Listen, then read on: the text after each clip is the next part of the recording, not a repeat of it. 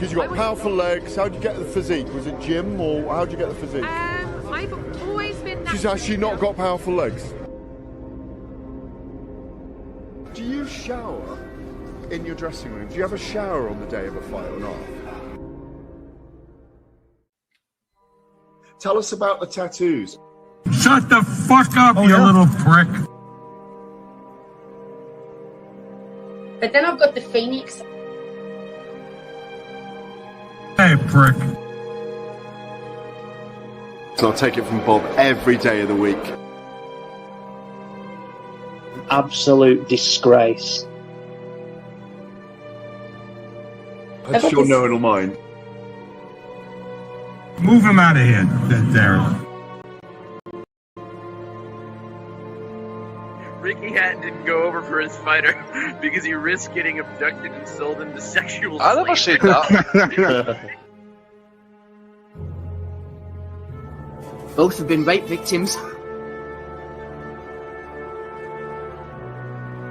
I'm not watching Frank Buglioni live on Saturday night. You're out of your mind.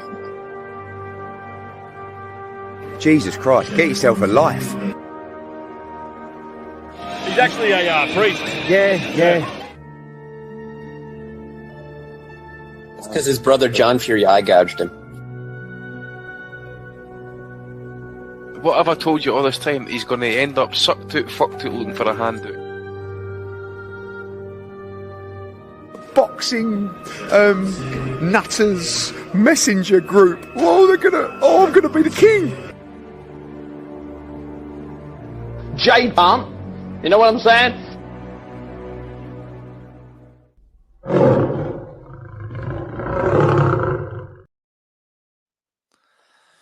Welcome, folks, to the 622nd edition of the Boxing Asylum Nuthouse. You can find us 8 o'clock in the UK, 12 o'clock Pacific time every Sunday.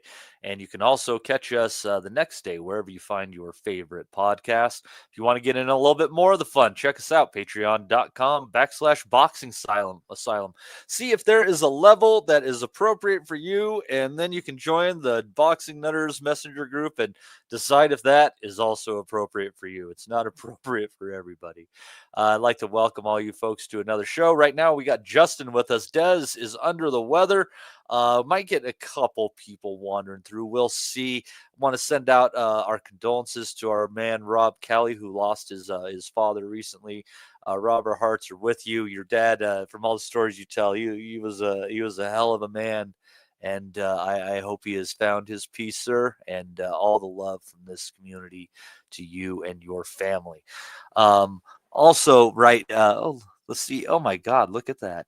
And look at Steve Welling's jumping in today, too. What a beautiful day. If anything brings out the greats from the woodworks, it's a George Kambosos fight night. Maybe this was the last one. George hinting at retirement after an 8th round stoppage to Richardson Hitchens, who ended him with a body shot. But Hitchens just looked sharp all night. The jab was there, as he usually is for him. He was finding a nice right hand over the top as well and just touching Hitchens up. I got to tell you, Justin, Kambosos had one real good win on his resume. Then he had a robbery against Hughes, and it's basically been downhill since then. But the fights with Haney softened him up, and Lomachenko beat the crap out of him, too. This seemed like the logical conclusion. I'm kind of disappointed that I didn't put a few bucks on a Hitchens stoppage, Justin, because he was just too much, and he just massive compared to Kambosos too. How he makes that 10-pound IBF rehydration, I don't know, because he's stout at the weight. I've said this for a long time that I never thought Kambosos was any good. And people say, oh, no, take away the Teo win. He's done nothing. And I've said that forever. Maxie Hughes, I truly believe Maxie Hughes won that fight big for me. I think Hughes completely outboxed him. And I don't know anyone who thinks that Kambosos won that fight. I haven't met him. He did not even come close to winning that. He couldn't even give him 3-4 rounds in that fight. And then you look at the fact that he is an average fighter who has, I'll give Kambosos this. I've said this before, he found Teo on the right night. We all know at that time he was completely mentally fucked. was Lopez, completely gone. He was right in the middle of a child custody battle. He was in the middle of his his family was threatening to kill his girlfriend, and he was recovering from a chest cavity injury from letting 400-pound Thor Bjornsson. We know he had a horrible camp, horrible weight loss set up. Everything was against him. He looked awful, and Kambosos just outworked him that fight. He just does what he does. He just kind of peppered him and outworked him.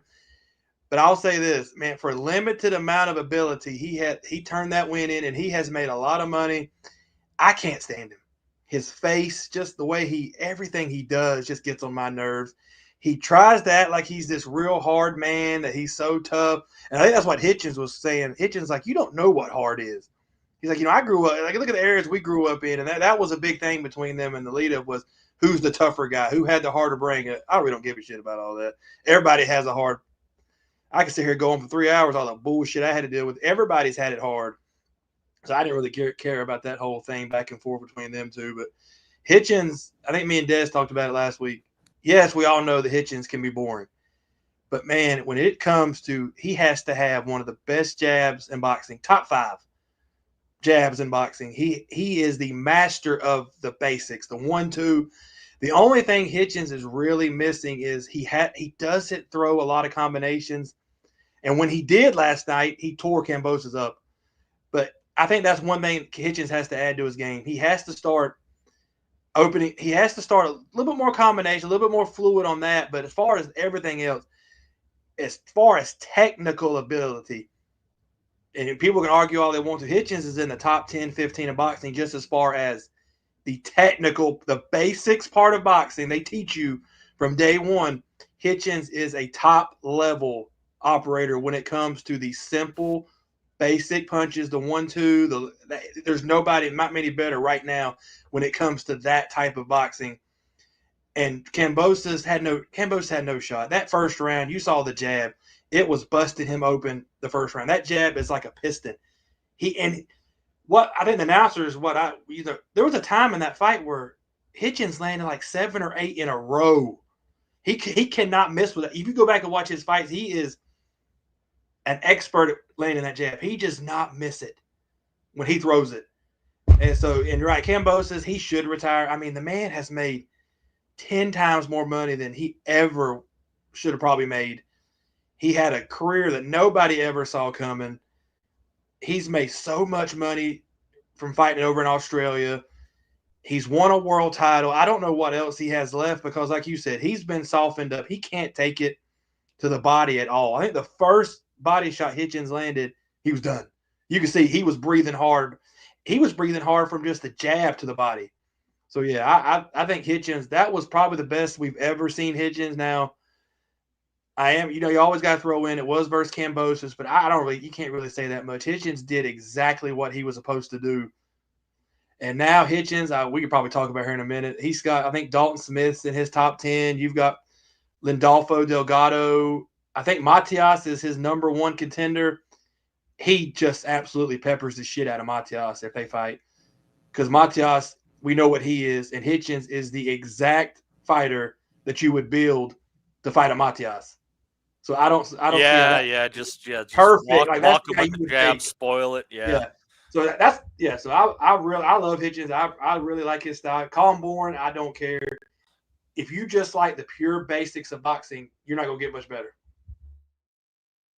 Yeah, he looked really sharp, and the one thing I would say, I wouldn't necessarily think that he's gonna get out against Matias, because you got to remember how much trouble that Gustavo Lemos gave him with that come forward, winging it kind of style a little bit. Yeah, they said that last night, but I just think Hitchins, that was a learning fight, and I think maybe I think when he sees it again, he'll be ready for that style again. And Matias, I mean, I look at it this way: Paro is the poor man's Hitchins, poor man Hitchins, like homeless man Hitchins. And he completely boxed Matias' head off. He completely schooled Matias. I don't see where Hitchins doesn't just embarrass Matias. You might be right, but I'd kind of like to see that because, I feel like it would probably force Hitchins to fight a little bit, And I do think at the very least, Matias is better than Kambosos, and he's definitely going to be bigger, stouter at the weight. But Steve, you've been in this boxing writing game for a very long time. Are you happy to see the end in sight of ever having to write the name Kambosos again? Yeah, good evening, Matty. Good evening, Justin. Everybody listening at home as well. Can you hear me okay, yeah? Absolutely. Clear as a bell. Excellent, excellent. Yeah, I have a little bit of a soft spot for Kambosos, or the soft spot around the body by the looks of last night. But I interviewed him back in, I think it was 2018, right before he was about to break out. I think he'd either... Was it before Selby? Yeah, I was just about to say it was. I think it was either before the Mickey Bay fight or just after the Mickey Bay fight. It was around that kind of time. He hadn't quite fought Selby by then, but you know what? He was a nice guy, and ever since then, I've kind of tracked his progress, and a lot of it was based on fitness, determination, grit. I'm the hardest worker in the gym. I've gone out my comfort zone in Australia to the West Coast to spar the best people. Hooked up with Lou DiBella. It is a kind of a Cinderella story, and as you guys have raised a lot of good points, many I agree with, and I'll just be going over old ground. But when the night Kambosos fought Teofimo Lopez, the stars aligned. We've seen that. It was all sorts of shenanigans going on at that time. It was a close fight. Both guys were dropped. I think Teo ended up with a really bad Tabiri beating James Toney, right? Yeah. Well, quite possibly. I mean, Teofimo was coming off the back of the Lomachenko win in that. It was kind of weird COVID era. Kambosos was the absolute best he could be that night. And Lopez, we've seen him struggle with certain styles, and he was mentally and physically probably around the worst that he could be. And it was still a close fight. I don't want to take that away from Kambosos, but we all saw what happened. And this guy pretty much won the lottery ticket that night, and he's dined out on it multiple times ever since. And I was listening to another podcast a while ago, and they made a really good point saying that Kambosos is just this lottery winner. He has had so many fights. He has had an amazing career, if you think about it. He hasn't won any of them, apart from the Lopez one, really. I mean, people are even going back and saying that they thought Selby beat him. I can't remember the fight to even comment at this point. That's a little bit revisionist history on that. Well, you know what, Matty? At the time, people were saying that too, to be fair. After the fight, I seem to remember. I can't remember it well enough. You know, sometimes in those situations, when a fight is kind of close and the guy is so far away from home, I think you're almost surprised that they got the fight on the cards. And it's almost like you, in a way, you're scoring that fight, unfortunately, for the home fighter 2 rounds up, just because we set ourselves up for disappointment, knowing how it usually works. Yeah. No, that's a fair comment. But Kambosos, he just, I think at that time his style was working for him, but now he's been softened up to the body. He'd already been stopped by Lomachenko. He had a tough fight with that Jake Wiley, a guy that you would think any kind of fighter who purports to be a world level operator would deal with. Wiley hung in and made things quite competitive down the stretch, although Kambosos was a worthy winner. I had no interest in this fight. I said beforehand, as soon as it was made, this was going to be Devin Haney 2.0. This was going to be the 25th round and onwards of Devin Haney against Kambosos, because we've seen that before. Now, that was a fresher. It was. Because it was. You think about how badly that Haney had beaten up Kambosos by the end of that second fight. I mean, it was very much almost a 25th round. Well, the only point of interest in this one, to me, was whether Hitchins would stop him or not. And we'd seen that him cracked a little bit by Lomachenko. And I said, the only thing that will make this fight interesting for me is if Hitchins can stop him. That is the only point of interest. I don't see a world, and I'm not saying that Hitchins is amazing and Kambosos is terrible, but we've seen this style numerous times in Kambosos' career, and there is nothing to suggest that he could possibly win this fight unless Hitchins' arm fell off or some freak thing happened. I just could not see it. A lot of people on Twitter and all, I do dabble back now and again, were saying, pointing back to the Lopez fight again. I was like, no, I can't see it whatsoever, because Hitchins is going to absolutely shut him down.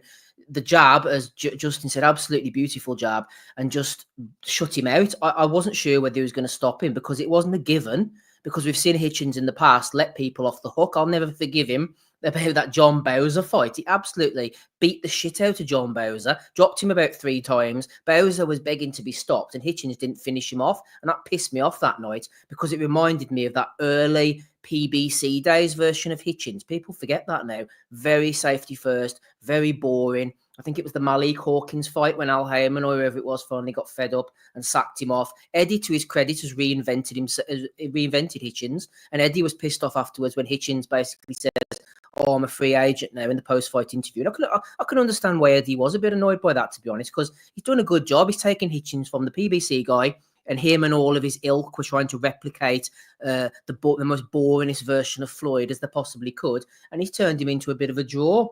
So, yeah, I'm not ready to jump on the hype train just yet because styles make fights and Kambosos is there to be hit. Hitchens can still revert back to the boring version. So the jury's still out on him. You mentioned Matias. The first thing that came to my mind, I didn't hear them say it on the broadcast, though, was Lemos.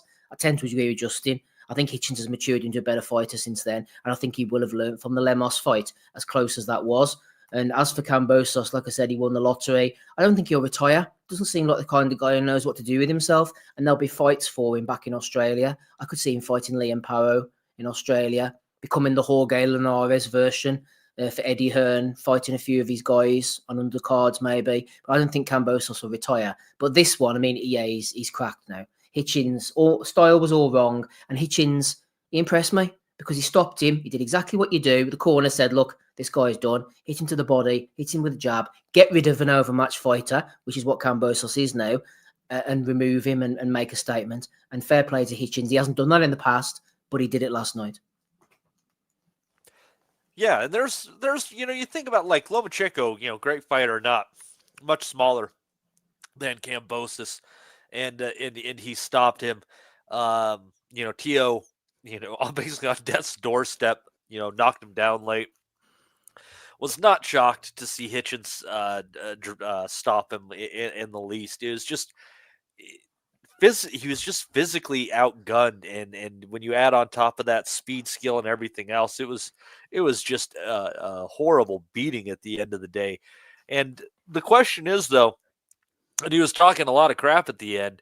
Do either of you guys think that they will make a fight with Devin Haney, and how do you see that going? Like, you're talking two jab right-hand fighters at the end of the day. I don't know. I could see it being like absolutely boring and as crap as it looks on paper.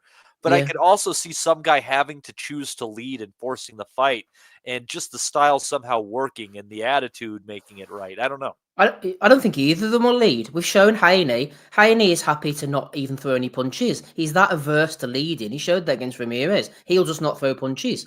It'll be an absolute jab fest. It'll be about flipping 50 punches thrown between the two of them. Rancis Barthélemy against Robert Easter, part 2. Be an absolutely terrible fight. And I tell you why. Because I think Haney's washed mentally. And that might be a bold statement, but I saw a guy against Ramirez who is washed. I think the Garcia fighters took a lot out of him mentally, maybe physically as well, but definitely mentally. And he fought a guy who was running like a rabbit around that ring. And I think that's the way we're going to see Haney fight from now on. He came out against Garcia out of his shell. In the past, we've seen him neutralise guys, grab them, hold them, octopus arms, little bit of a niggle against Linares, got hurt, got through it. He's stomped the place out numerous times. He's happy to go the 12 rounds. I think he is mentally washed, and that Ramirez fight showed that to me. He is going to absolutely run like a rabbit in fights, including Hitchens. You ain't going to see an exciting fight from Haney ever again, I don't think now. So please do not put them two together. I know Hitchens, I was going to try and cut it, but I hadn't got time before the pod. The rant afterwards by Hitchens, I thought it was quite funny. I mean, talk about calling somebody out. Like, I mean, you can't be under any illusions as to what he wanted next. But yeah, no, I don't know what Justin thinks, but no, I don't want to see them two in a ring. Absolutely not. It's one of those deals you say style makes. Even if they both try to lead, that's just not who they are. They're not going to. Those two guys could fight 50 times, and I don't think it would ever be an exciting fight. It's just because that's just who, like Steve said, that's who they are. That's not going to happen.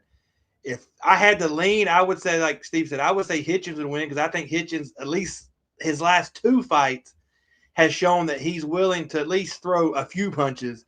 Haney is not willing to throw any punches. He showed that. He broke 9 records his last fight. Haney, I think Haney's, you don't want to use the word scared. He's not scared. Let's just say he's very leery of taking a lot of shots. And Garcia might have beaten the dog out of him because no matter what Garcia was on and no matter what you want to say, Haney got his ass beat. He got embarrassed. that's hard to come back from, especially when he's a fighter that's built off of his ego. And if they did fight, I don't think that's a fight anybody's, because what was it? The Turkey Sheik, whatever I don't remember what his name is. Turkey Sheik. Remember, he made some really bad comments. He made some tough comments this week talking about he's not, no more running in his promotions and everything. I like that. Basically saying he's going to cut off. He's definitely not going to run. He's definitely not going to run to make the Haney Hitchens fight when he made that whole speech, because that would completely go against what he said. So that's not going to happen. Like I said, I see Haney. I don't know who the hell he goes. I see Hitchens fighting Matias or Delgado or maybe a Dalton Smith. They're all in his top 10. I think he'll just do another defense. They're not going to. There's nobody in this world besides Hitchens that's clamoring for him to fight Haney. That Eddie Hearn, that doesn't make any money. That makes no money at all. That's not a fight. Hitchens might want it just because, he's trying to push that New York rivalry because they're both, but that's not going to happen. Nobody in New York even cares. I mean, they don't give a crap about Haney. And honestly, I like Hitchens, but they're not losing their mind about Hitchens either. Hitchens is, both of those guys are years away from taking over the city of New York. That's just, neither one of them are taking over shit. And the way Haney fights, there's no way in hell that he's taking over New York with the way he fights. And so I say Hitchens will probably, like I said, he'll get one of his mandatories. I think Hitchens versus Tio is more viable than Hitchens. That is a way better. That's a way more. We can talk about that fight a long time more than we can Haney, because you know what Haney, like Steve said, you know what Haney's going to do. There's nothing he's going to surprise you with. Haney has never in his career opened it up. He's never went to another gear. He's never going to change. That's just who he is. It's not going to happen. And I think Haney is going to get hammered soon. He's going to fight somebody that's like, okay, you want to throw 3 rounds, you want to throw 3 punches around. Well, I'm gonna light you up. He's going to fight a guy who's going to hurt him again, like Garcia did, and then we might not see Haney anymore, because Haney is going to get hurt again because his style, he doesn't punch hard enough to keep guys really legitimately off of him at these higher weights. He doesn't throw enough. And it's coming for him again. It's just coming for him. He doesn't have the style to be a top elite fighter if you're not willing to take some risk. You have to take some. He takes absolutely none. I've never seen a fighter that does not want to do anything. Him and Shakur, I think Shakur is probably the closest to him now. But at least Hitchens showed that last night. The only thing Hitchens showed he showed that he's willing to open up a little bit. He still didn't go wide open, but his last 2 fights, Hitchens did show that I will open it up a little bit if I have to go for it. And he did his last 2 fights. I'll give him that. Shakur and Devin don't do that, but at least Hitchens showed he will a little bit. Anyone with fast hands gives Haney trouble, I think, because I mentioned Linares, and the same with Garcia. He tried to hug and hold Garcia, but that left hook was so fast he couldn't get out of the way of it. And I think that's going to give him nightmares now. And as for Hitchens, even though we're sort of patting him on the back for his performance last night, I do honestly believe that was styles make fights.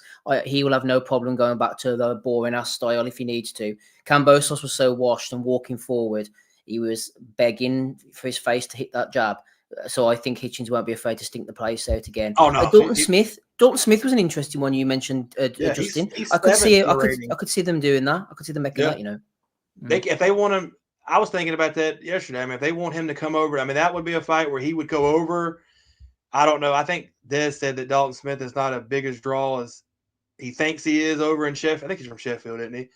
Yeah. And then, so I don't know if that's the fight though that Hitchens might be leery of going over, because like you just said, with his style, that's the one where you get robbed on the cards, especially in another guy's country. That he has the kind of style that doesn't travel to a guy's backyard as well as some guys do. If I'm Hitchens, I might be like, if he doesn't open it up versus like a Dalton Smith, and I think he's 9 times more talented than Dalton Smith. But if you don't open it up and you're in his hometown, you can see yourself getting easily screwed. That would be a leery one, but you're right. That's the fight. I mean, all the guys in the top 10 are all Eddie Hearn guys. Lindolfo Delgado, Matias, Dalton Smith. He has a bunch. They're easy fights to make for Hitchens.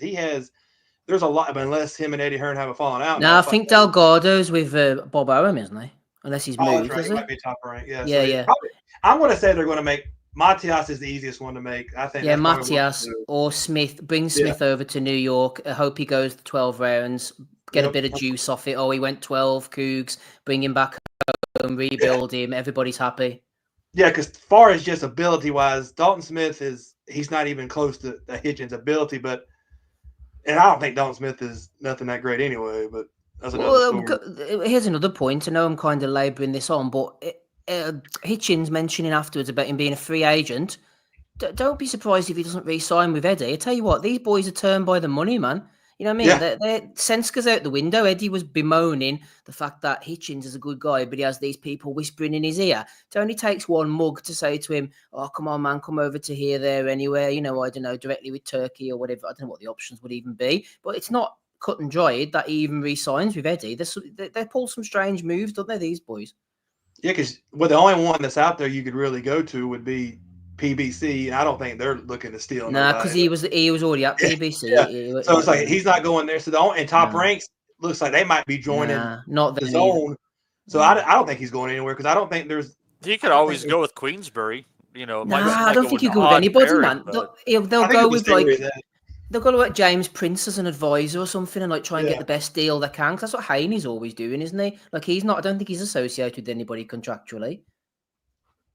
You know, they go it alone, don't they, and try to do it on a fight-by-fight basis. I'm just saying Eddie Hearn got upset. Now he didn't like what Hitchens said, but you know what? I don't give a fuck that. I know he helped Hitchens out, and he's done good things for Hitchens. But this is a business.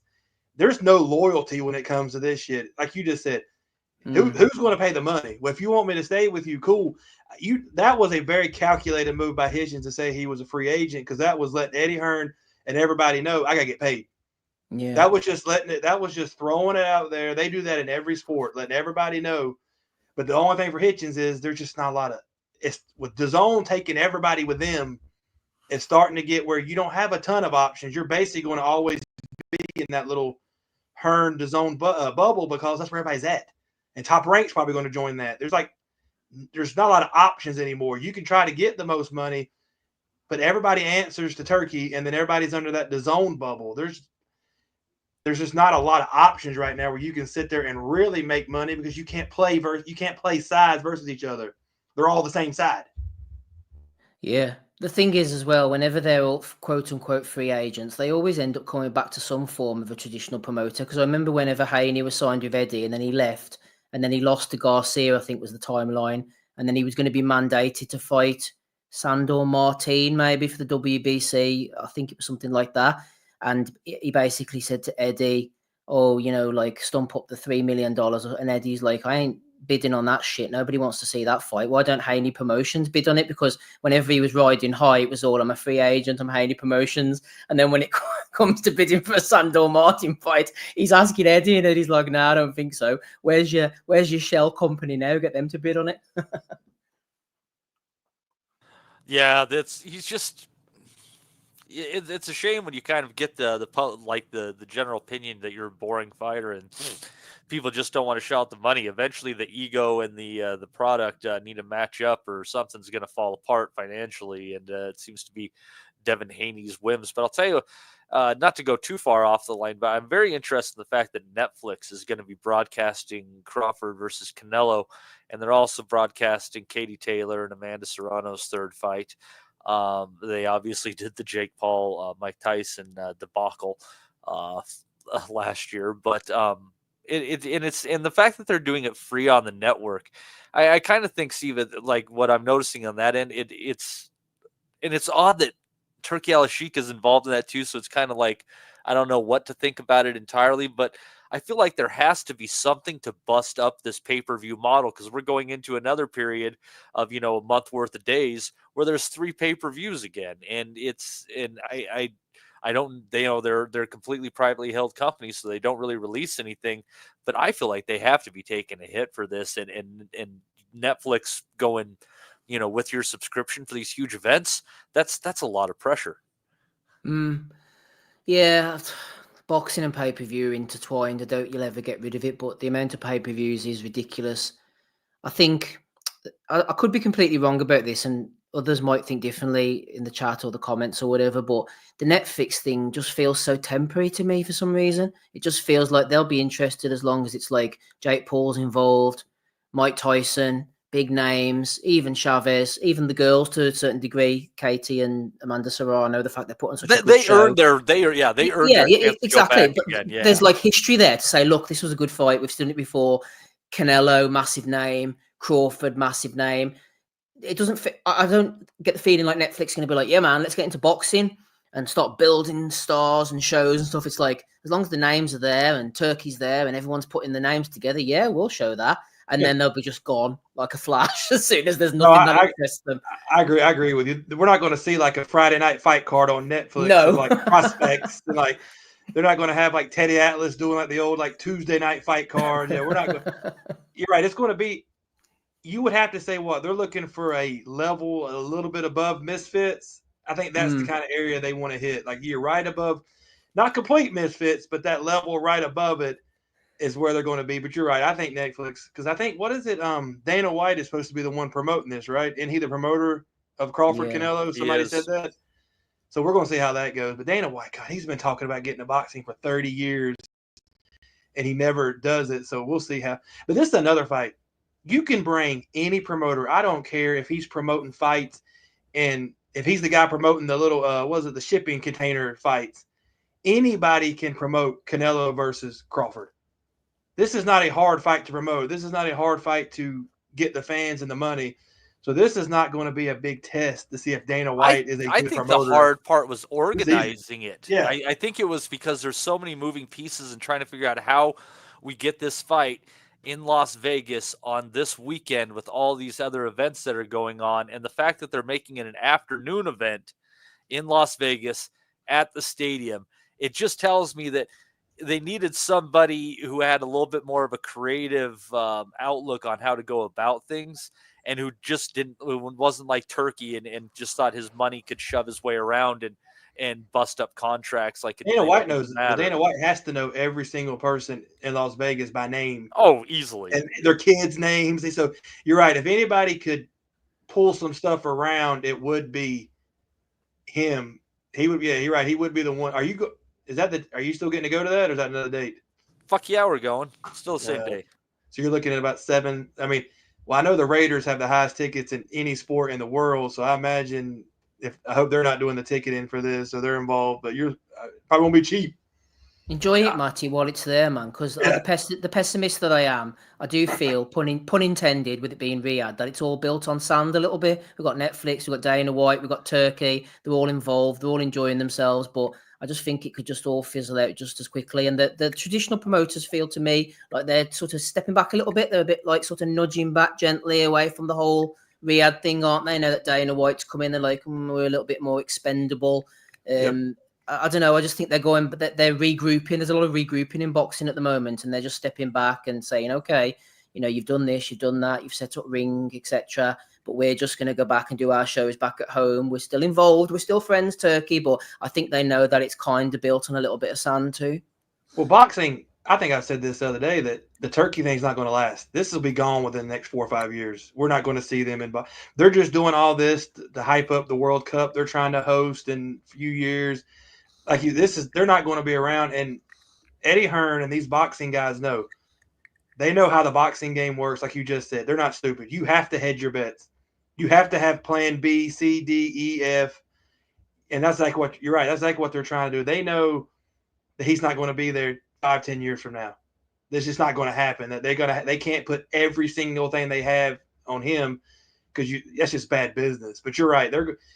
He will not. I'm telling you right now. In the next 4 or 5 years, we are not going to see Turkey Al-Sheikh walking out with his little shades on, and we're not going to see these Riyadh season cards. We're just not going to see that. They're going to back off.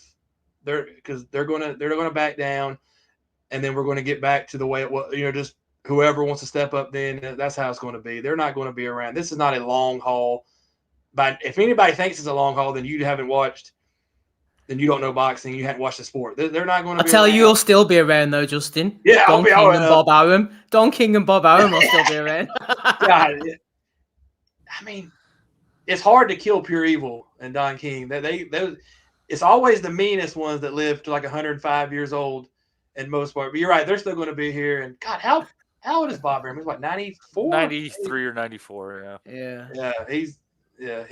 He'll be around. But you're right, Turkey won't be around 4 or 5 years from now. We can talk about it all day long. He just won't be. It's just not going to happen.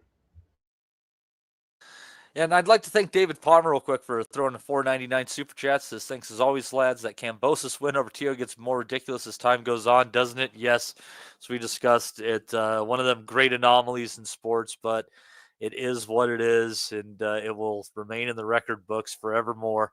And George Kambosos will be able to tell his grandkids about it and be like, and then I went on Joe Rogan the next week, and it'll be a grand story for everybody involved. But let's get back over to that card again real quick. It's amazing we ended up 40 minutes there.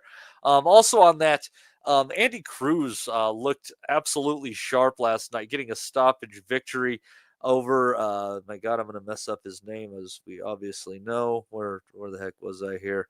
Let's see, over Hironori Mishiro. There we go. Yeah, it was a good, but Mishiro, I'll tell you, Steve, what was tough about that fight for me watching that one, I feel like Mishiro, like, he kept leaning down after taking a right hand, thinking there was going to be a left hook behind it, and he wanted to counter over it, but instead, Andy just kept popping him with right hands instead, and he hit him with so many right hands.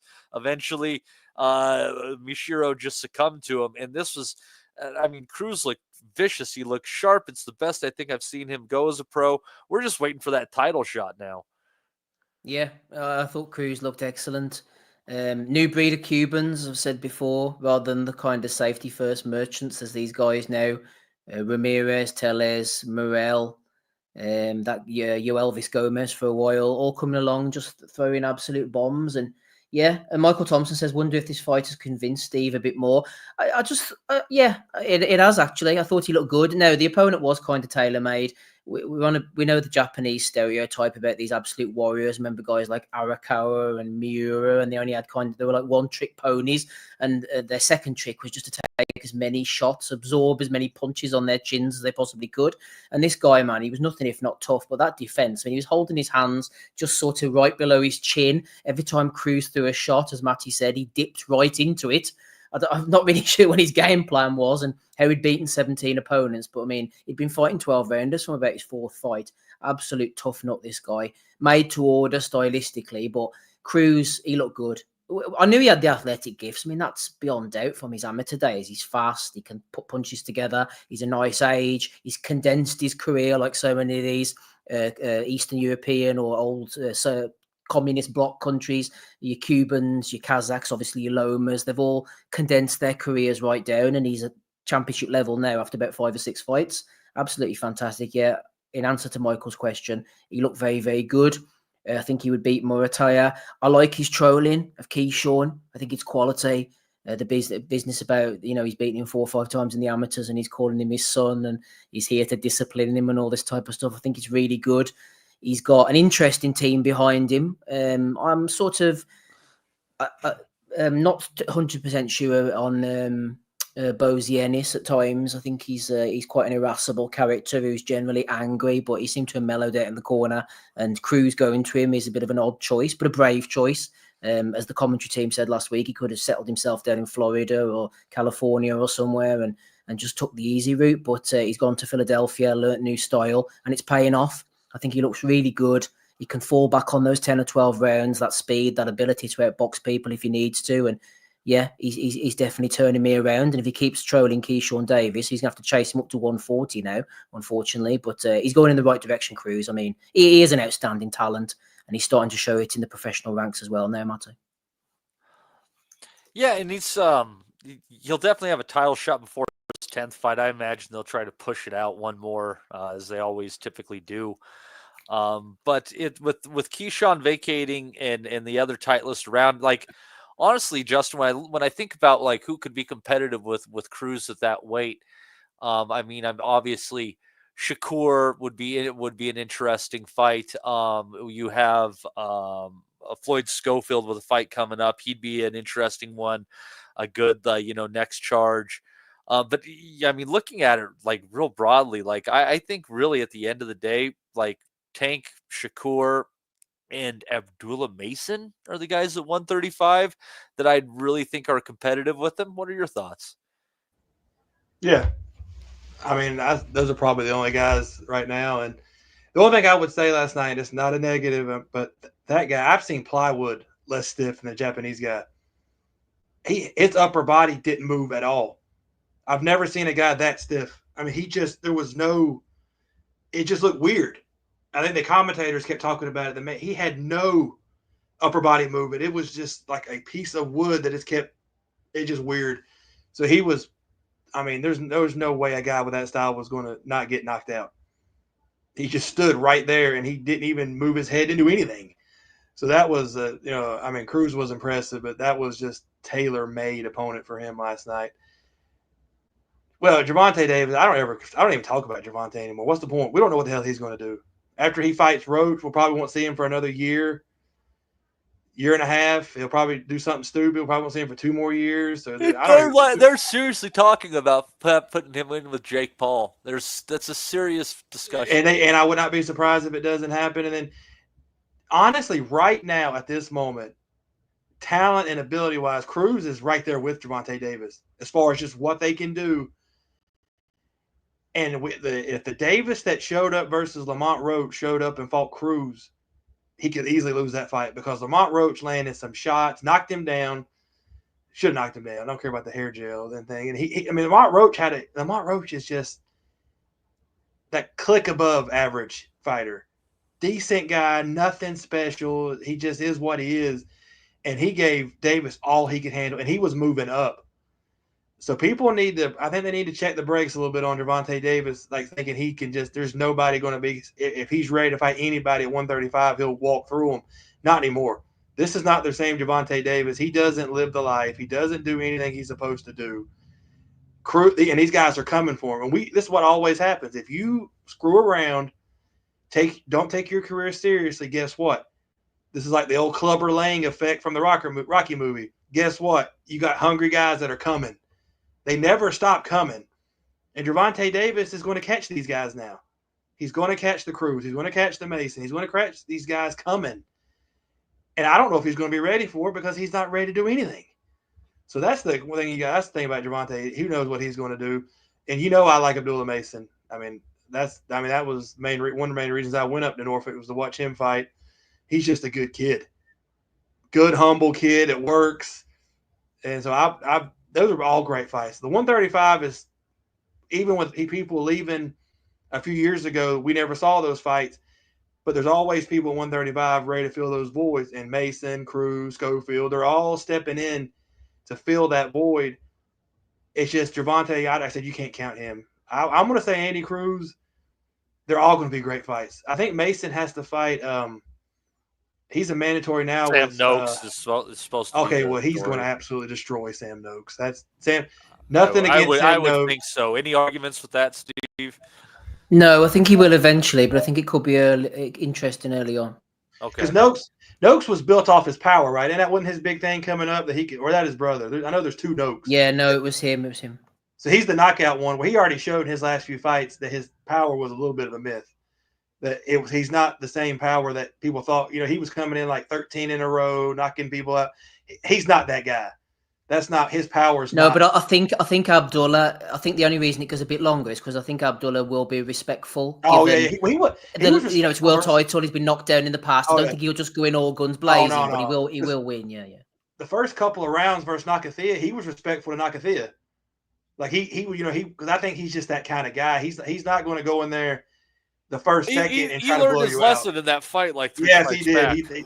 His corner, you could tell his corner was like kept putting their hand out. Hey, let's just feel this for a minute until you get in a comfortable zone, and that's what happened. So I think Noakes can dig if you give him an opening. So why give him the opening? Exactly, because I think eventually that'll be like a late stoppage, probably 7, 8, 9, somewhere like that. I think he'll get to Noakes just by the fact that Mason does everything 5 times better than Noakes does. But that's another fight. Where would you?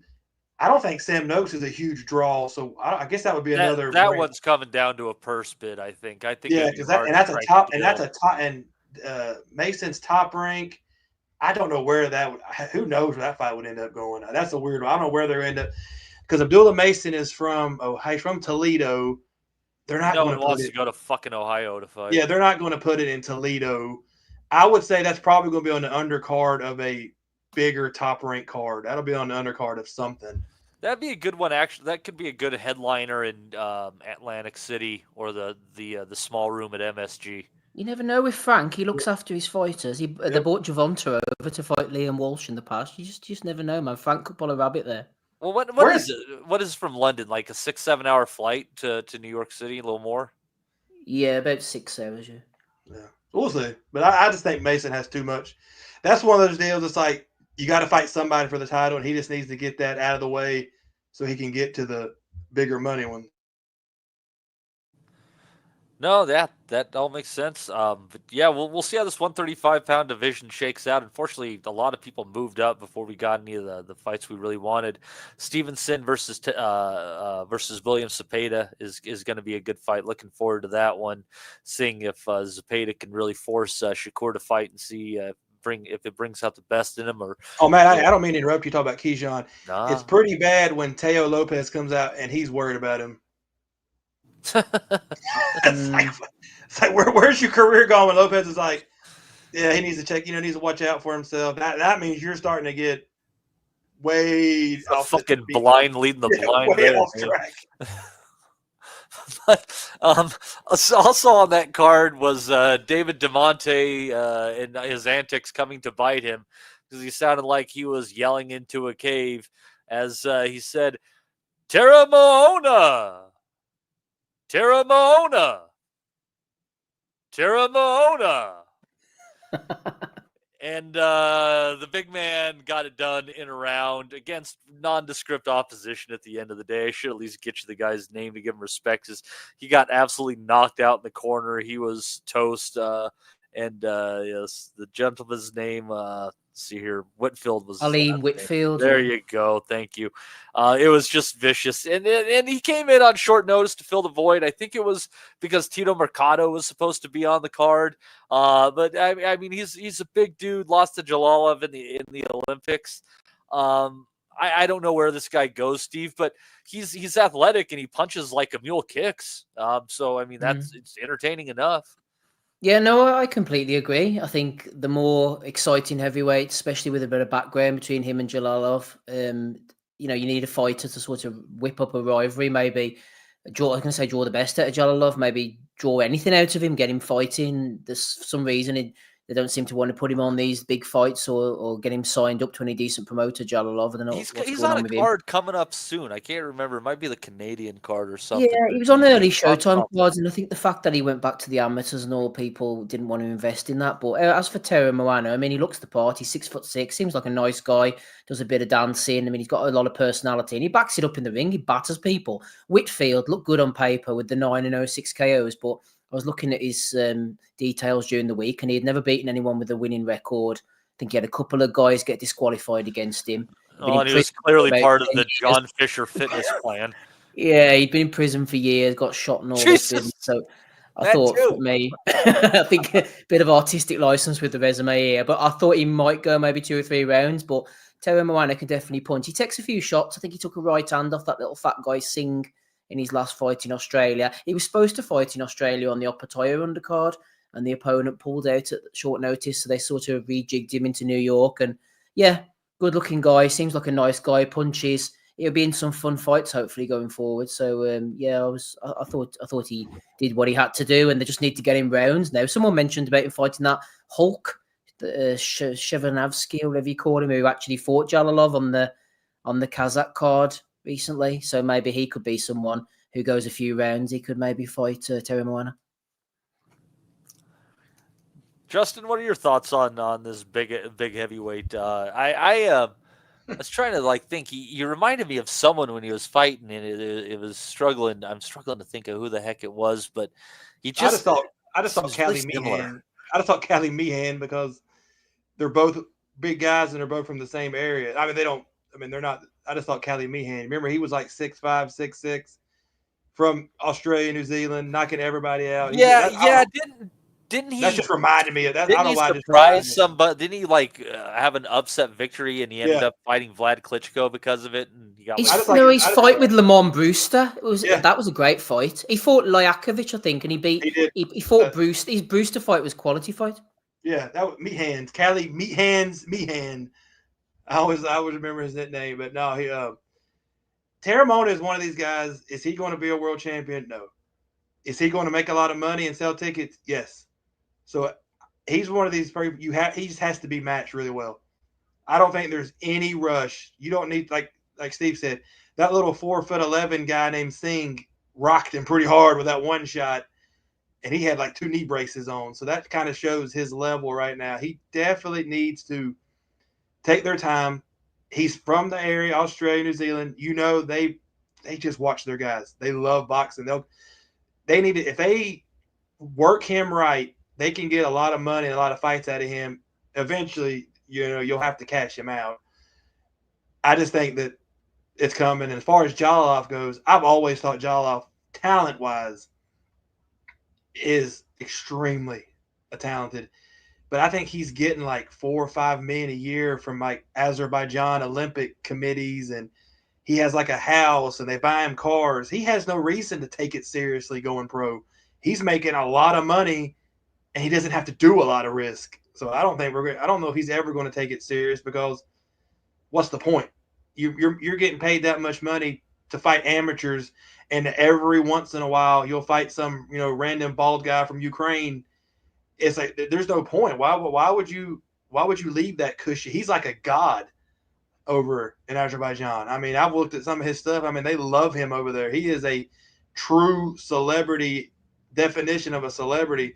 He's not going to take it serious to make a world title run, and because if he was going to do that, they'd already do it now. The man is like a gold medalist. He just makes too much money being a amateur celebrity. But yeah, Teremoana, whatever. They just got to take it slow, make the money off of him, and match him well, and go from there. There's no point of rushing. Nah, there's plenty of fun fights, but it's eventually like guys like that and the Richard Torreses of the world, et cetera, need to be fighting each other. And hopefully they make that happen. The only other fight I saw, I think this whole week, was the Quinn Moses on that card, and he looked fantastic. Keep an eye on this 130-pound prospect. He's awfully sharp. He's cousins with Shakur Stevenson, I believe they said, and they said if he has similarities to his fighting style. I don't know. I liked him. Real come forward. He'll do a lot of catch and shoot with you. He's reflexively sharp.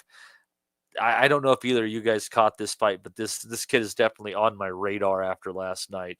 After only his 6th fight, I think it is, maybe. I did. Yeah, it was his 4th fight, same as you. There you go. He looked good. He looked really good.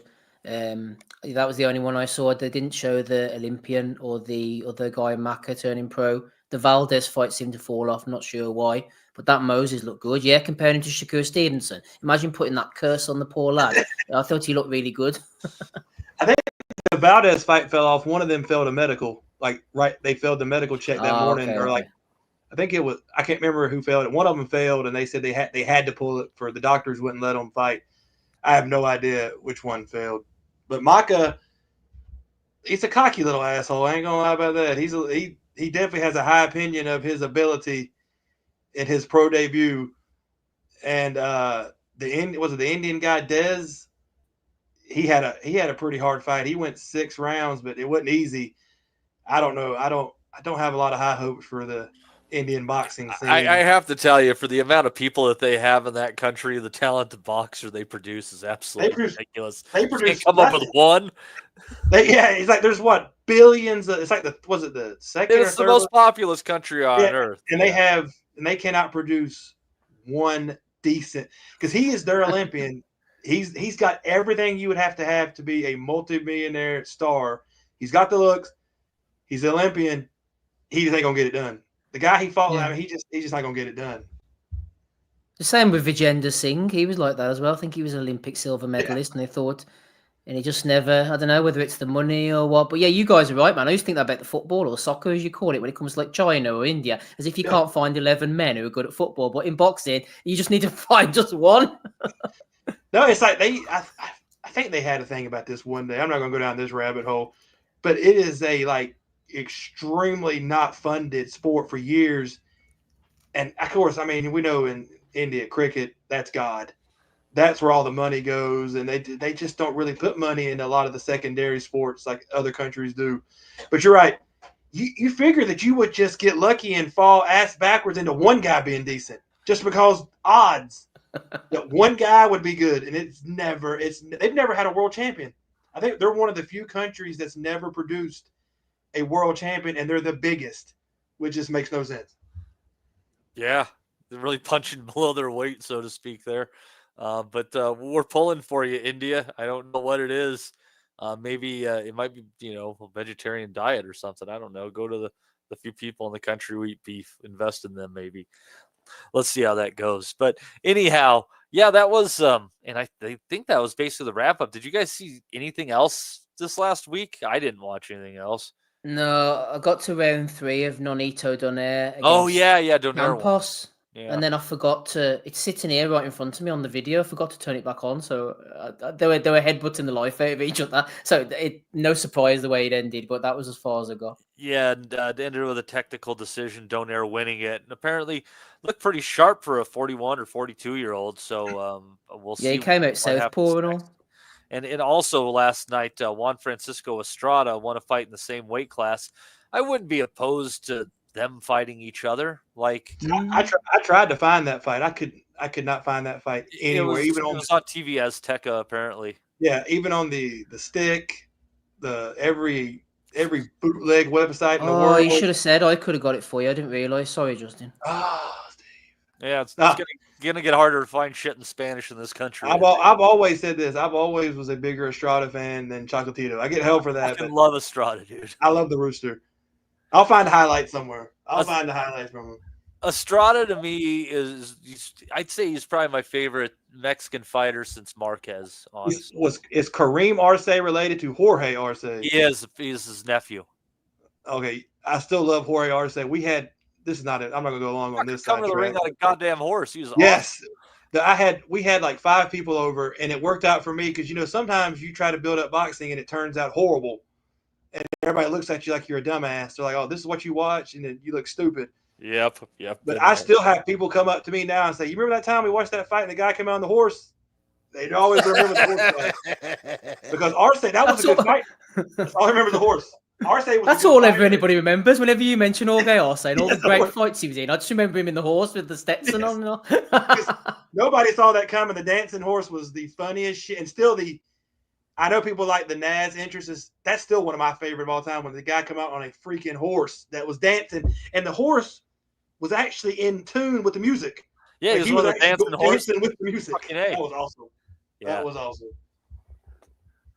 Oh, the man, Captain Casual Damo himself says, as L'Oreal once said, "Because you're worth it." Throwing in a $4.99 super chat. Thank you. Hope you're well, sir. Hope you're well. Yep. I think, let's see, I think it's on to the previews at this point in time. It's a very slow moment in boxing right now. Let's see here what we got. I don't know if I want to do that one because that's kind of the main card. So, actually, let's go with this one. We'll kind of work it around a little bit.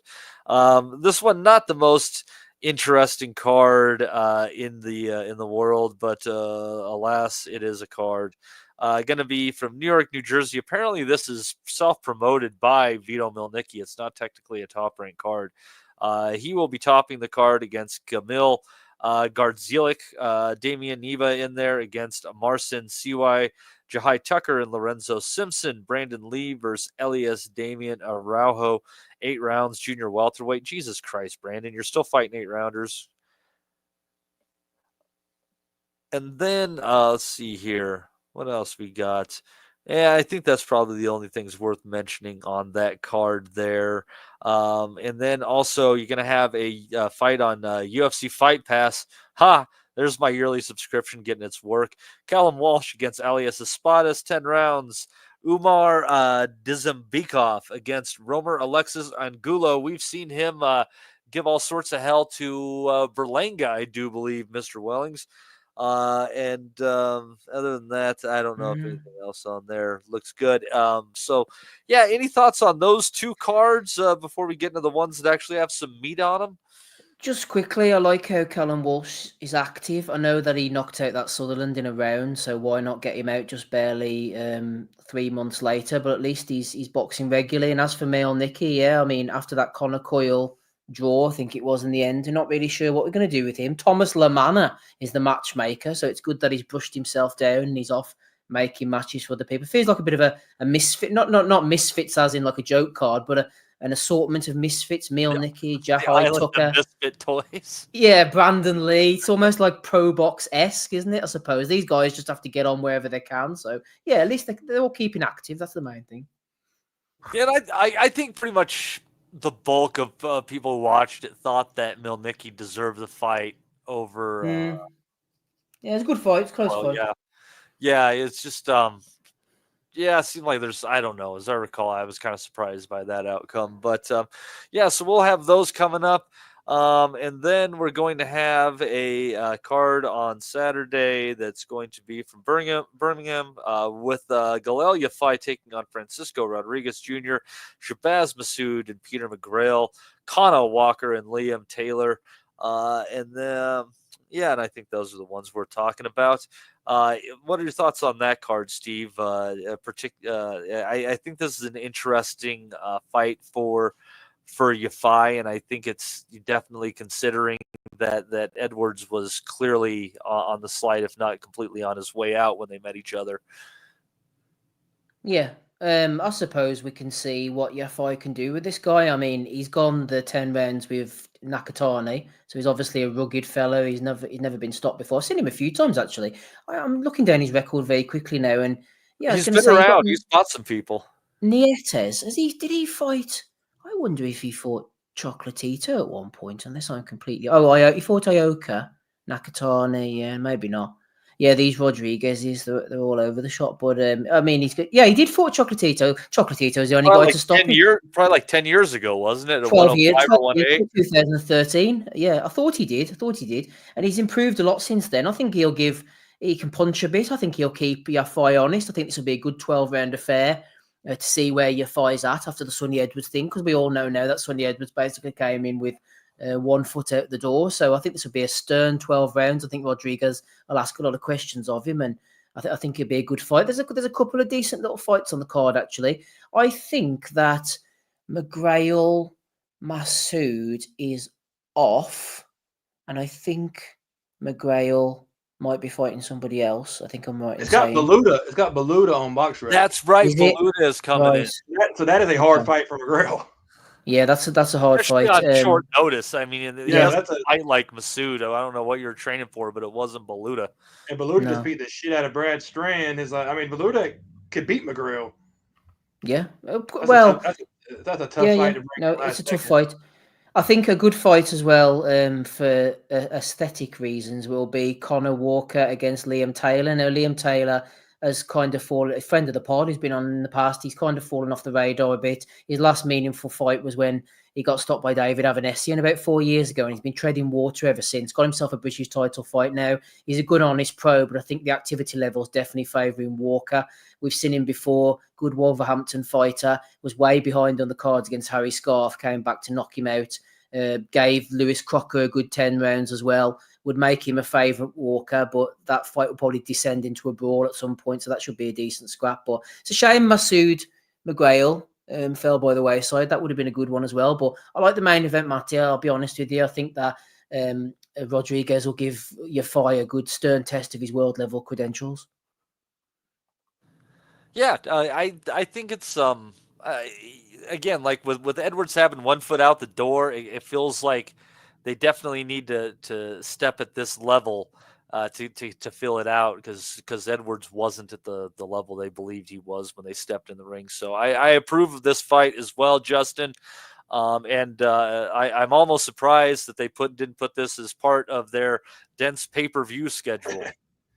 No, this is actually the old school kind of British cards that I started watching boxing. This is a decent card from top to bottom. You even got that Pat Brown, that Olympian guy that just debuted a couple weeks ago. He's in it. I'm on Boxer. Look at Tom Dallas. That's the heavyweight, right?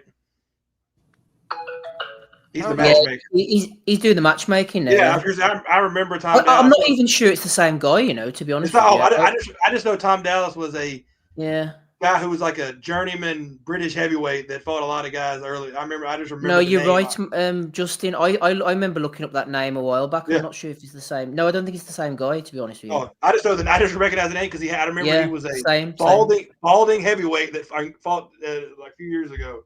Anyway, that's just my take. But now Steve broke it down. I think McGrail, that's a good test for him to see if he's going to. I mean, Beluda is the test. If you don't beat Beluda, then that means that might be where you are.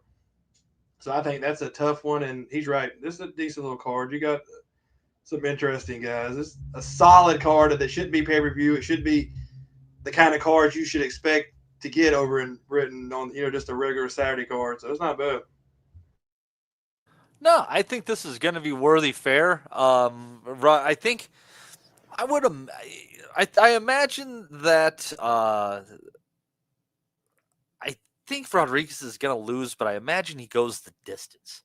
That's my hunch. I think he's gonna make it the distance. I agree. There's nothing to suggest that, given the caliber of people that he's fought, Ioka, Nakatani. I know Chocolatito stopped him, but it's Chocolatito, and it was 12 years ago. Prime Chocolatito. Exactly. So and that was a very young Rodriguez. I mean, he only would have been in his teens probably at that point. So I think everything points to him giving Yafai a good 12-round workout.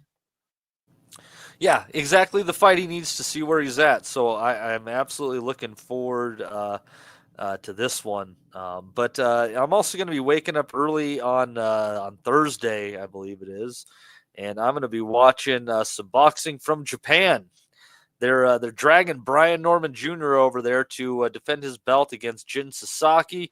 Also on that is going to be a vacant title fight between Christian Araneta and God, this is going to kill me. The Nongsok Simsri. The Non-Sok Sinsri. We're going to go with that. We'll just call him Than for the sake of not dying over this name. We call him Sack. Call him Sack. Yeah, we'll call him Sack.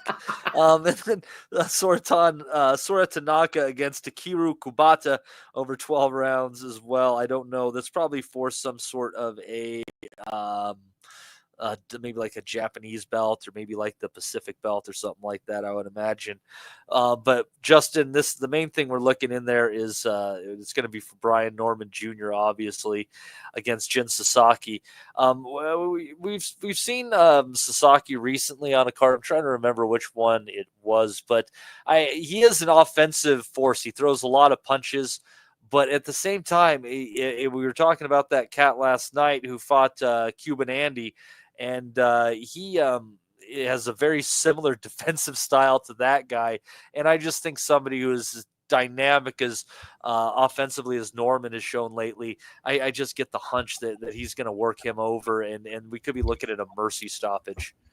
Well, me and you both said this, agreed the other day. We were both wrong on Norman. I didn't have a lot of hopes for him. No, that fight with Quentin Randall was freaking ass. He just didn't look that great, but his last couple of fights, he's shown a different level.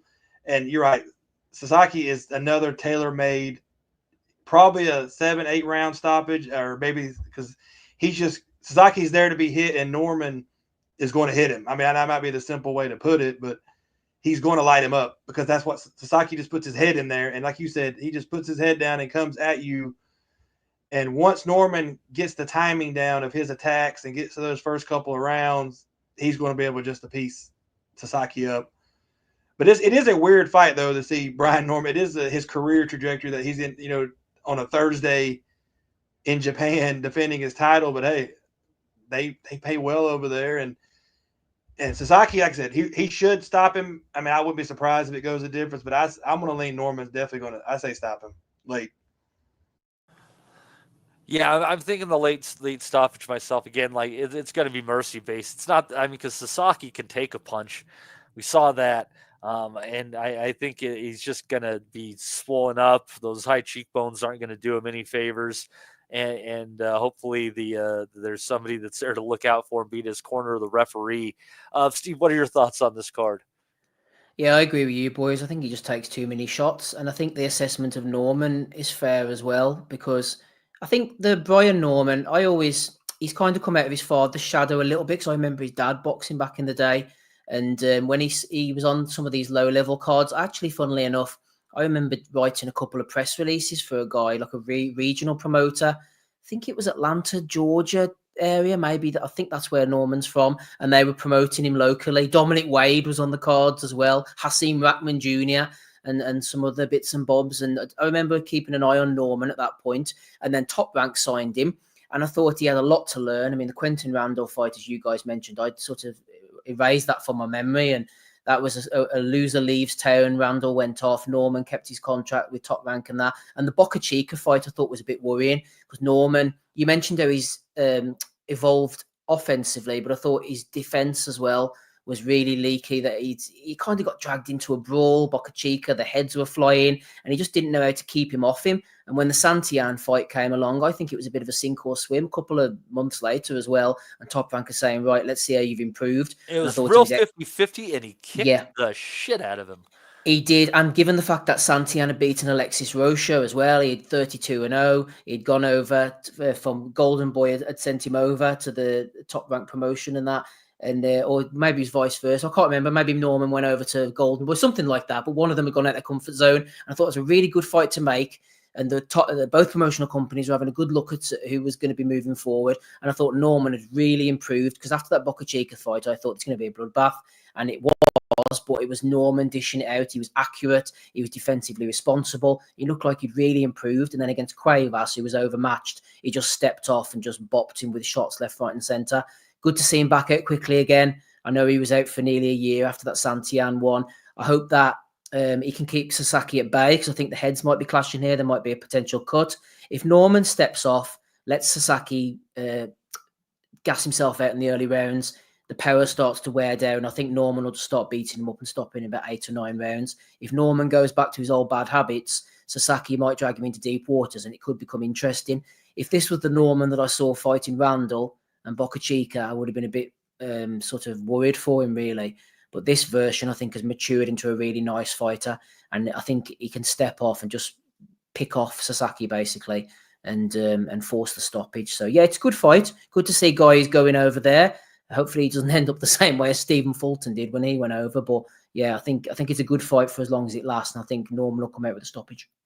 Well, if there's anything that I feel confident saying in this lifetime, it's that Jin Sasaki does not remind me of Naoya Inoue. He's only 23, Sasaki, as well. He's had a hard career, really, if you think about it. Like, he's gonna be one of those. He's gonna be one of those guys like Arakawa or who was the guy who knocked out James Kirkland and then spent the next 5 years. Ashida. Nobuo Ishida.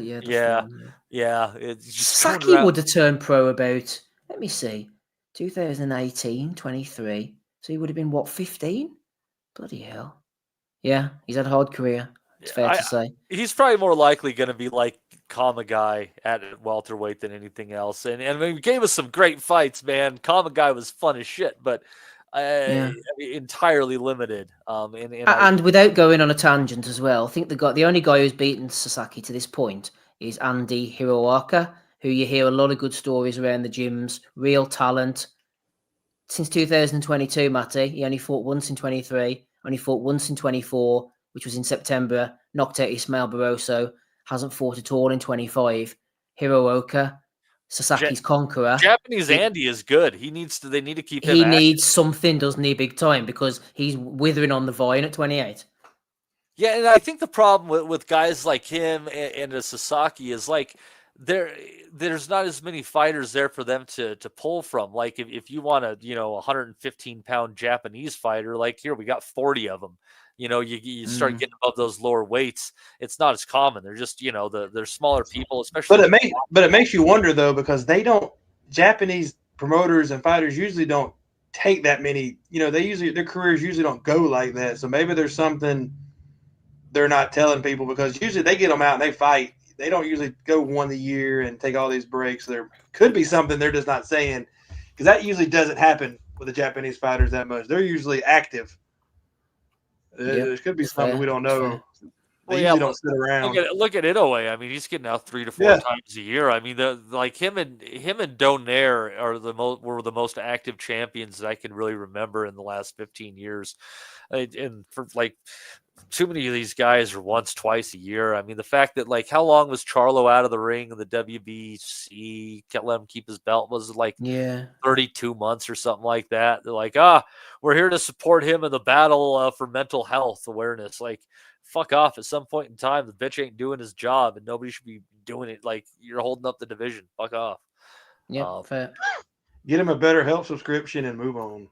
I think his problem with his mental health is having to live with his like, I think him and his brother are each other's problems. Well, when the wife tries to kill the other wife with a knife or a gun, that's probably going to cause a few family issues. You know, and sometimes guys just gotta step back and let it happen. Now, my mom actually ran over my older half brother's girlfriend with a car. That was a family issue. I'll never forget that. That's a sidetrack. I know Steve's got to go, but we can talk about that. She nailed her with that car. I'll never forget that to this day. She called her a stupid bitch and hit her with a car. That was good times. That was. Remember I told you that we don't know. You know, you always talk about how hard your childhood was, and you grew up with some tough shit. I've seen some crazy shit, and when she nailed her with that car, it's still vivid in my mind because she went flying that way. And I'll never forget this because I was sitting there eating a Big Mac. I cut it in half. And me and my brother were eating a Big Mac and pop with a car. Anyway, we'll get into that. We can talk about that. Those are good childhood memories. Oh, and honestly, good old days. Honestly, that's all there is this week. It's a short show. We had less people than usual on, so yeah. If anybody doesn't have anything else, we can pull the curtain on this one early today. I don't think so. Just trying to think if there's anything. I know Moses Atoma got announced this week. That is, sort of semi-announced that he's going to be fighting Dillian White on August the 16th in Riyadh. I'd be interested, just very briefly before we go, boys, what your views are on Atoma, because he is much celebrated as a prospect, and obviously they're talking about breaking the Mike Tyson record, which won't happen now. He passes the eye test for me, but I always say, and you guys are the same, been in boxing a long time now, you have to tick certain boxes no matter how good a fighter looks. You just don't know until their chin's checked, until they're cut, until they're hurt, dropped. They have to go the 12 rounds for the first time. You know, they can look outstanding, but you just never know. I'm not saying Dillian White's the man that's going to take him that, because White's been out, he's been very inactive. When he has fought, he's fought terrible opponents. I think Itoma, it's built for him to look good against Dillian, and he'll smash him to bits, but as good as Itoma looks, Matty, and I don't know what Justin thinks about this, you've still got to go through that barrier of, him ticking them boxes before we can really crown him as the next big thing, I think. I think I can sum up where I think he's at right now, and I mean, any deficiencies he might have could be figured out over time, but people who can knock you out moving on the back foot are a different breed. So yeah.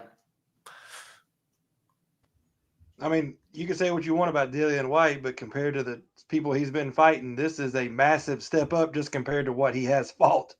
Now, that being said, he's going to, like Steve said, he's going to knock White out. He's going to stop him 4 or 5 rounds. But as compared to what he's been fighting, yes. And like Steve, heavyweight boxing is very simple. Can you get up when you get knocked down? Because you are going to get knocked down. You are going to get chin checked. He hasn't been through any of that yet. He hasn't fought a guy that's bigger than him yet. Like Steve said, there's a lot of things. I would say this: if you beat Dillian White, because they're moving him quick now, because Dillian White and then Hrgovic is on the same card, I would say if he beats Dillian White, he's going to fight the winner of Hrgovic Adelaide. That'll be the next fight because they're going to move him into that category. That's where he'll get a bigger test if Hrgovic wins. But I think his next 2 fights are definitely going to be Dillian White. He's going to knock Dillian White out, and then he will definitely fight the winner because they're on the undercard of Adelaide Hrgovic. That's where they're going with Itoma, and we'll go from there. But they truly believe, by the way they're going to start matching him now, that he can do it. I don't know. You got to get knocked down, just like people give Joshua hell. Klitschko was his first moment, and he passed that. They and want Toma had that. Joshua to be his Klitschko, though. Yeah, that's what they want. But, interesting. Maybe, but like I said, he'll fight. They're definitely setting him up for Hrgovic versus Adelaide winner, and then he'll go from there. I bet he fights Joshua next summer. Fucking big stadium fight. Yeah, that's a good shout. That's a good shout. One very final one for me, Matty, before we close up. Just say, I know you guys touched upon it a couple of weeks ago. RIP Mike McCallum. The first the first time I saw McCallum fight was on a Roy Jones career set, actually, when I was first getting into boxing as a hardcore around 2000. By this point, he was obviously up at light heavyweight and didn't really know too much about him. Fiddled Jones around, lost almost every round, just put him down as another guy on the Jones resume. But then the more I looked into it, I realised what a great fighter this was. I met McCallum very briefly in 2004 in Las Vegas when I was over for De La Hoya Hopkins. And they were introducing all the sort of fighters and celebrities at ringside. And they mentioned about Mike, and he got a sort of lukewarm round of applause. Nobody really knew who he was, but I had a brief word with him. A lot bigger than I thought he was. But looking back on some of his performances, I know Des mentioned it last week, but the Michael Watson performance I thought was outstanding. If anything, exemplified what McCallum was as a fighter, as the body snatcher. Michael Watson was no joke. He was an excellent fighter. We all know about his fights with Eubank before and after, Nigel Benn, etc. And McCallum absolutely carved him up to the body with a precision showing of body punching that night, and I thought he was outstanding. So yeah, just throwing in a couple of little anecdotes there, Matty, on Mike McCallum, who passed a few weeks ago. No, thank you very much for giving your take. Oh my God, look who's wandered in here. Joining us here, Rob Kelly. Oh my God, is there another person in here as well? Oh my God, now Ames. I thought we were ending early, but here we are not. Welcome to you both. Welcome to you both. Rob, how you be, sir? Yeah, good dude. Thanks a million. You got it. I said I'd come on. I don't know what the fuck I'm doing really, but I'm on. You know? Did seeing I feel the same way. Did seeing Richardson Hitchens just pick up your spirits the other day? Yeah. Or what? Yeah, no, absolutely. Like my man Richardson Hitchens, sometimes Hitchinson. Hey, Rob, what Good performance. Great. They say don't trust a man with two first names. What the hell do you do with a man with two last names, Richardson Hitchens? Yeah, it's not, you do trust him, I think. It's the opposite. you can trust. What about a man with two middle names? You have to be apprehensive.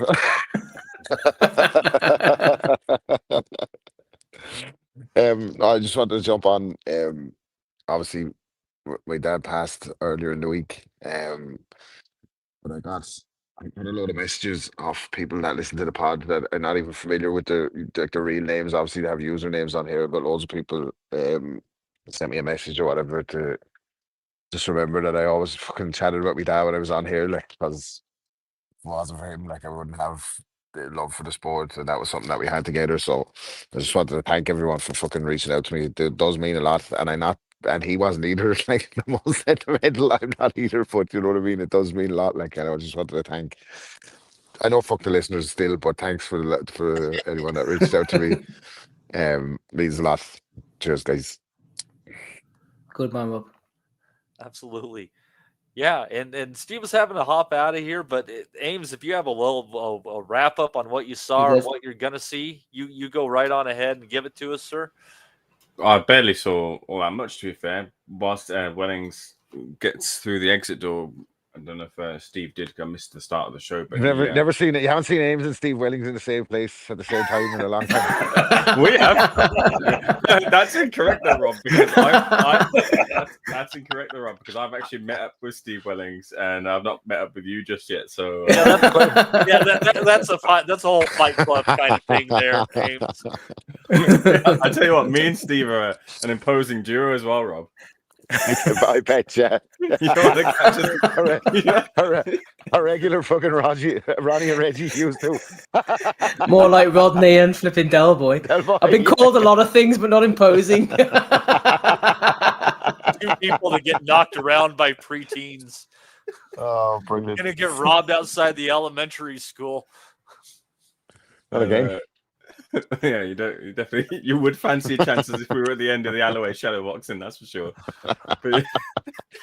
But Steve was one of the few to say about Kambosos, or at least shine a bit of a light on him a few years before he got an opportunity, right, Steve? You interviewed him quite a few times, and I think you shared his contact with a number of people as well to say that there's a little bit about this guy.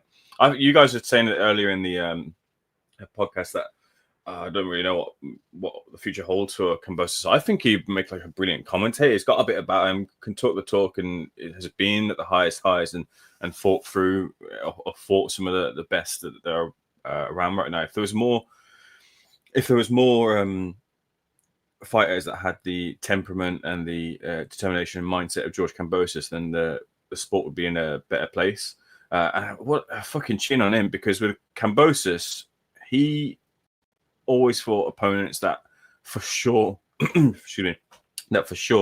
were heavier than him on the night, and he seemed to overcome, at least when it came to the high level, he always kind of overcame those odds. In that moment, there are very few fighters, loads of fighters will go through their careers and they might win world titles, and the world title is a brilliant moment. It's a crown achievement on all the hard work, and hopefully the money comes with it, but very few actually make moments that resonate.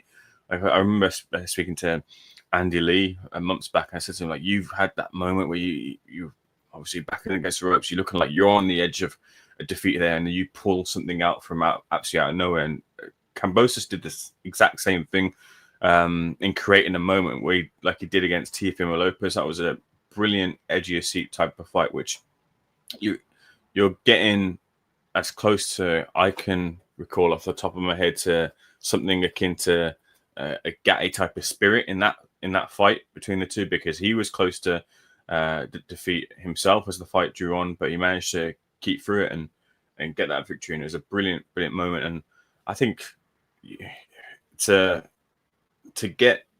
make the money and the opportunities he did off of that, I think he's done incredibly well.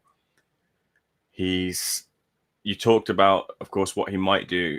I think there are still fights in the future for him, considering, I think as well, they've mentioned that he'd been in legals with his former manager, Peter Khan, and they'd just come to a settlement over some money. And I believe it's the end of it where Kambosos has to pay out Peter. I'm not 100% of the details, but that was what the gist of the conversation was on DAZN. So that's a large chunk of money out of Kambosos' pocket. And whether that fight with Hitchins was to pay off that or part of that, or he might have to do another one, it sounds like his bank has been somewhat less heavier than it was before this week had passed. But he'd been an entertaining fighter. It showed a real good spirit, and I think he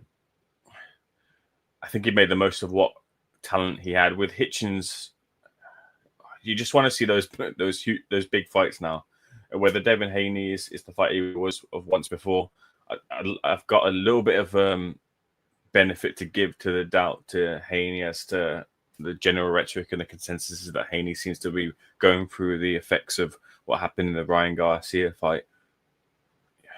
When you have a fight that's supposed to be the fight before a fight, and there's so much money on the line, that in my head might draw someone to be reclusive in their offense when Haney is already that sort of type anyway. It wasn't a great fight by any means. It was definitely a withdrawn version of what we see from Devin Haney as well. But sometimes that little bit of a confidence boost and getting back into the ring and not having a repeat of that, and you've gone through that first stumbling block, might build back up the fighter that you were prior to that moment. So if those two can get it on, I think it's a better fight than it might appear to be, especially if Hitchens really does press the action. But it could just as much be It'll be a fucking stinker. Jesus Christ, it's going to be horrible. Why the fuck would Kambosos retire, man? He hit the jackpot. The more his career plays along, and they're not here to take anything away from. Well, I'm here to take something away from him. Ames rightly says he was a gutsy character and he made the most of his opportunities. But did he fucking make his most of his opportunities? Two big pay-per-views back to back with Evan Haney where he barely fucking threw a punch. Dog shit beaten out of him by Lomachenko. Contentious win over Maxi Hughes. I think he had a fucking contentious win in the other one as well, where he's very fucking flat in his fight that he had before Hitchens, and then shit beaten down his leg by Hitchens and stopped with the body. I'm not sure he will retire. Like, he's getting fucking money for old rope. He keeps getting opportunities. Like the night against Tiafimo, I thought he rightfully got his props.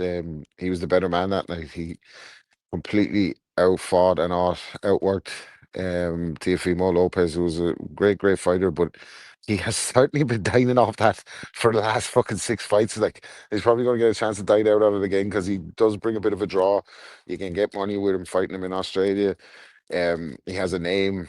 He could be the perfect gatekeeper now at 140. Like, but you'd rather see now the players at 140 go and fight each other, wouldn't you? And get fucking Kambosos out of here. Like, no shots to the guy. He's not going to want to fight for the money that they would offer him anymore, I don't think. There's that rewriting history as well. They're calling him a former undisputed, weren't they? But was he regular? He won, right? Can't remember what the situation was. I think he was. I don't think he was undisputed. He was lineal, wasn't he? Something was, but I'm sure that they were saying on the DAZN broadcast that he was former undisputed, but that weren't the case. But no, I quite liked it when he the mind games that he played over Teofimo and Lopez and just wound him up, had the benefit of that because the first fight was supposed to be on Triller, wasn't it? And then there was that gap of time that's wound up Lopez even more, and Lopez was taking silly body shots from fucking huge bodybuilders and whatever that fella's name is, Mountain or I can't remember. Bjornsson. That's the one. Yeah, it's all just a brilliant recipe for a cinematic moment, and he deserves it.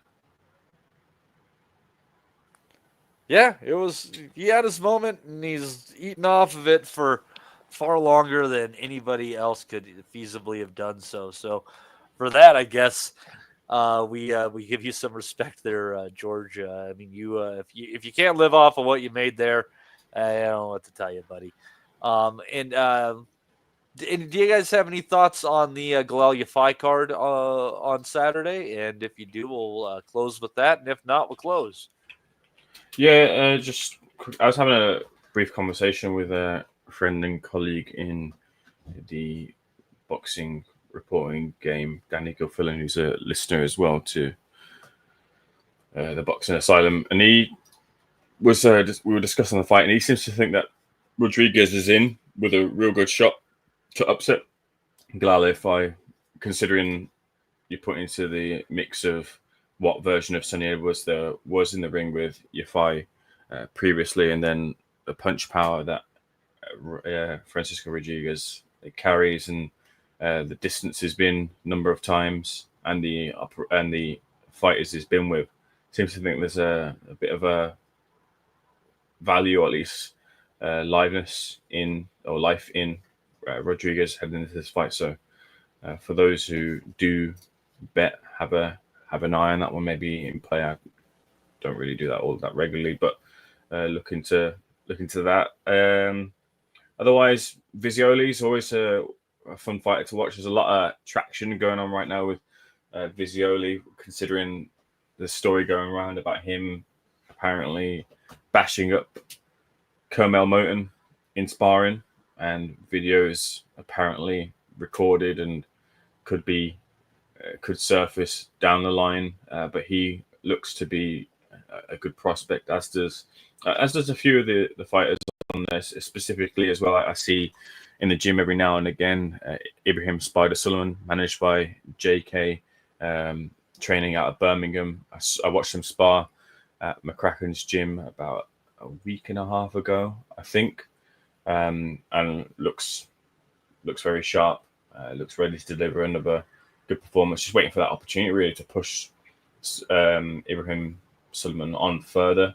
But I think he wants to close out the year, look for titles into the next year, and just keep delivering performances where his promoter is happy and his feet are on the ground. For a flashy style, you might think that will bring some arrogance alongside of it, but he's the exact opposite. And speaking to him as well at the gym, I just said to him, like, are you looking for this opportunity, looking to fight here, fight there, and he goes, no, if I keep going the way I'm going, those things will come naturally.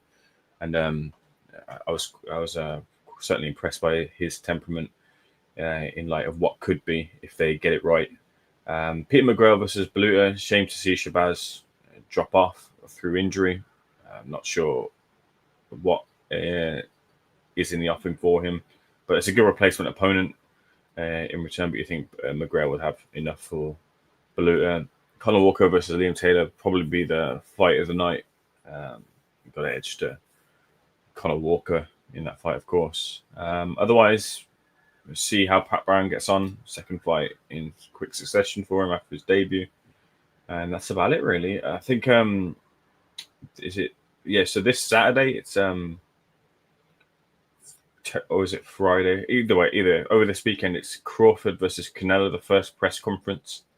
They're starting that world tour, Matty, the press conference world tour for it. So that's going to all kick off this week. And then, is it this week? And yeah, next weekend, Matty, I don't know if you discussed this. It's not next weekend. The weekend after. I'm getting my calendar all mixed up, but we're getting Jake Paul versus Chavez Jr. as well. So I imagine you'll hold that discussion for the next pod. But it sucks that fight's so awful because there's a couple of decent fights on that card. But you've got Canelo versus Crawford, the press conference tour starting next weekend. It kicks off in Riyadh.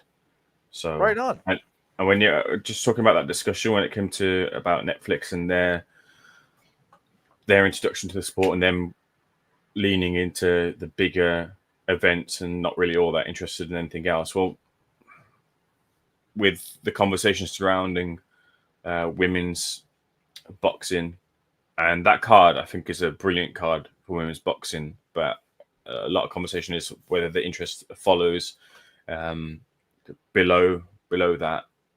That is just to go from, and with respect, to go from Jake Paul versus Mike Tyson to then doing Katie Taylor versus Amanda Serrano is quite a big drop off, even though Katie Taylor versus Amanda Serrano featured on the undercard and they stole that show. Absolutely. It was the true main event of that card.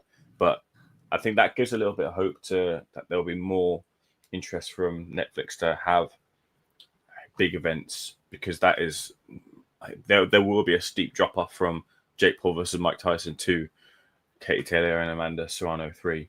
But I was listening to a conversation on, I think the podcast is called The Rest is Entertainment, with this fella. He hosts a program, I think, called Pointless. Richard Osman is his name, and this other lady. And it's just a discussion surrounding the latest in entertainment, TV, celebrity, and all that sort of stuff. But the conversation was about how a few years back there was a rivalry between YouTube and Netflix, and they were kind of combating for obviously the number one spot when it comes to content and viewership. And it seemed like in the first instance that Netflix had kind of ran off with the lead and the victory, because they've managed to create this huge platform. Now moving into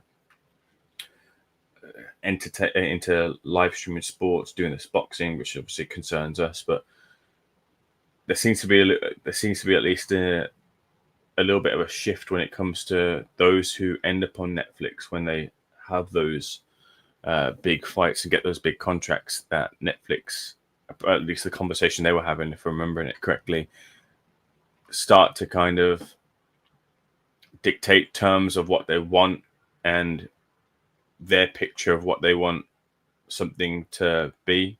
And whilst that doesn't seem to be happening right now, although they presented boxing as Jake Paul versus Mike Tyson, and then still did have Katie Taylor versus Amanda Serrano, I wonder what, if they do continue in boxing, what their picture of boxing will look like, because I don't think it will look as it does now in the most traditional sense of what we look at on a weekly basis. And that, when it comes to content, so for example, if you're a comedian and you start off on YouTube, Netflix will present itself and say, look, you started off in the minor leagues, here, come to the big leagues, and here's your big fat check, and go get us some content. But episode go create some content, but on episode 3 we want you to do this, and then the creator's kind of like, I've lost what it got me to the dance in the first place, and that's led creators to go back to other platforms, or at least seek other platforms off of Netflix, is the conversation they were having. And I wonder if that problem will arise in boxing. You probably think not, because boxing only really cares about the big fact check at the end of the day. But I think it's something to keep tabs on. And they were also suggesting that YouTube might make a big play as well in terms of that similar, or at least having the obviously you can have big, you can put your events and whatever on YouTube. YouTube is essentially an open forum for anyone to start anything, but the potential that they might be a bigger play in that sort of scenario is a possibility as well, but not specifically boxing, but just in general. But that might seep into boxing another day. But I just thought it was an interesting conversation in the context of Netflix continuing to be involved in the sport in some form. I would like to see their role be to not have that many events, but to have pay-per-view quality events that just come with the subscription when they do it, and just take some of those out of the normal pay-per-view landscape. I think if they do that, they'll kind of put a positive pressure on other providers. So Netflix will do pay-per-view in the end. Absolutely, they'll do pay-per-view. It always ends up at pay-per-view. It will always end up at pay-per-view. Yes. Yeah, it's all part of the classic playbook. I mean, what is it? You started off with Netflix with free of ads, right? And now the subscription basis come from tiered. You can pay to have no ads, but you've now got a membership where you can continue on the cheapest, but then have ads, and suddenly it starts to resemble something more like TV that we have in any way, in any shape and form. So, yeah. And then Dana's back in. He's going to be promoting that Canelo vs. Crawford fight as well. So. Yeah, we were talking about that earlier, and I think it was such a clever play for them to put it on in the afternoon in the United States, and what it took to the moving pieces to make it so all this could happen. It'll obviously be, folks over on your side of the world to be able to watch this a lot easier, and they'll all the other events that were going previously will go ahead. I think that what this event really needed was it didn't need more money thrown at it, because there's no way you're going to force things to happen that wouldn't happen.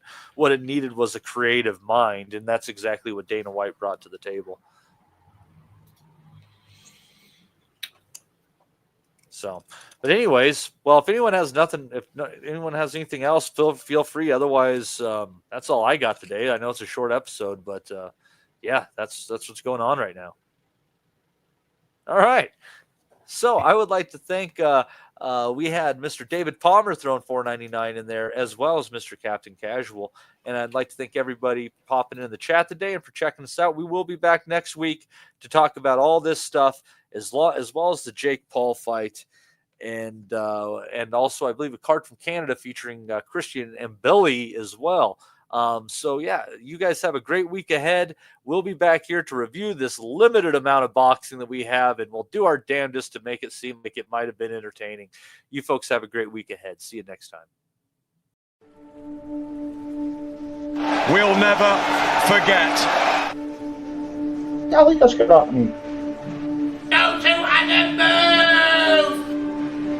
We want to be honest, yeah? Crying like a little bitch. I've never met a fucking swank that can fight me. I fell asleep. You're a fucking bum, you're a fucking asshole. Rumpo fucking Steltskin. But allegedly, Oscar Rivas has failed a test. 7 year ain't. I will fucking smash fucking you. I hope you fucking die. Be safe. I love boxing sounds, as simple as that.